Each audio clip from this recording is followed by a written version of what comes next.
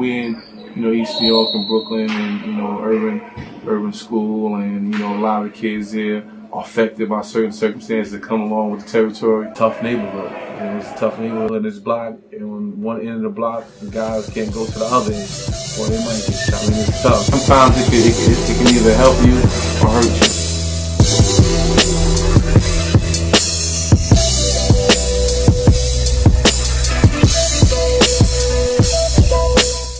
It's rough.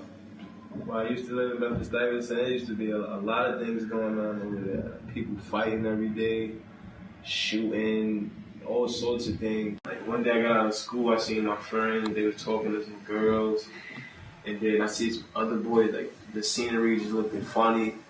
I still went by my friends, we talking, and next thing you know, shots went off, and I started running, and I just felt a burn. Next thing you know, I was hit. I know my son since he was in junior high school. He's an athlete now, more than a guy that was just hanging on the block. A lot of times when you're doing nothing, a lot of things find you, especially trouble. Getting shot, that's all I needed to know. It changed my whole life. I didn't do none of the things I used to do. I didn't hang out outside. I just, as soon as I healed, I just started working out on my game. I got better, improved the jump shot, I jumped in, and then a lot of people would support me because I always was a cool person. And a lot of people like me, helped me, and they was helping, and it worked. My son's like a younger brother to me, but when I first heard his story about him getting shot and everything, and being in the streets and running around with friends, I thought about myself how that could have probably happened to me because a lot of situations I've been through, I almost got shot, my friends got shot. It was crazy. So me and him did a lot of talking together, and I motivated him to stay out of the streets. So, and he did that. Only time I felt like I didn't take basketball serious was before I got shot. After I got shot, basketball was number one. That's it. Go hard. Sophomore year, we expecting a lot more from him on the varsity level because we have so many seniors. He didn't really fight for time, kind of got discouraged, and then the negative influences came in. Oh, you should be playing, or you should be doing this, and then he kind of strayed away and went away from the team and competing for time. And this year he knew he was going to play, so he had a great summer last year and he stepped up. This summer I just worked out. I got my confidence. I had an okay summer for AAU. And then our first game we played, I remember Miami's camp at Boys and Girls, I had 0. I was tight. Then we played Grady at our school, I had 8. I cried that night. Cause I'm like, nah, there's no way I'm scoring this. Then my next game we played Christ the King.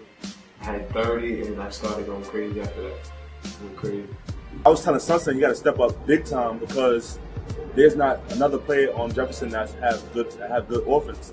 So I told Sunset he had to step up big time to help me out and get through this season with me.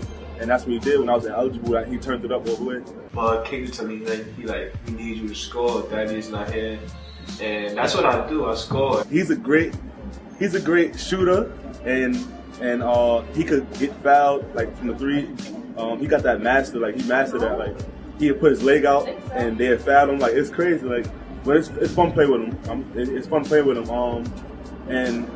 And he loves to play defense too. So I love people that's gonna go hard and play defense and get buckets and win.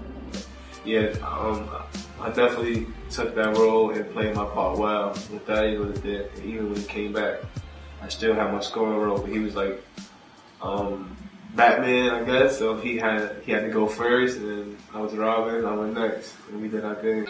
He carried the team. If I had to pick an MVP, I would pick him because without Thaddeus, he put us in a position to be able to win the division and Brooklyn title when Thaddeus came back. He was averaging almost 30 a game for 4 or 5 games. We was good when Thaddeus did.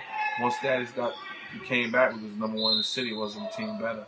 I was in the gym every single day, every day, working very hard on my jump shot, my foot movement, my defense, everything. We had, tough times, off the court. In situations a little inconsistent and unstable. It's been up and down years for me because the ineligibility thing, and I couldn't play basketball. Traveling from Staten Island to Brooklyn, New York, it was a bad commute because the ferry from the 7:30 ferry or the 7 o'clock ferry, then I'm definitely going to be late. So I'm going to have to wait half an hour. Then it's half an hour to get over the water. So I missed a lot of classes, and that made me ineligible to play basketball. In grade, I didn't play AAU, so my rankings dropped. A lot of people forgot about me because it was other people that was working harder than me. It was just a lot of things for me moving, so I couldn't play AAU. He my man, like, that ain't no cuckoo. It ain't no crazy, I ain't gonna lie. That's my man. I relate to him a lot because he had a rough life like me.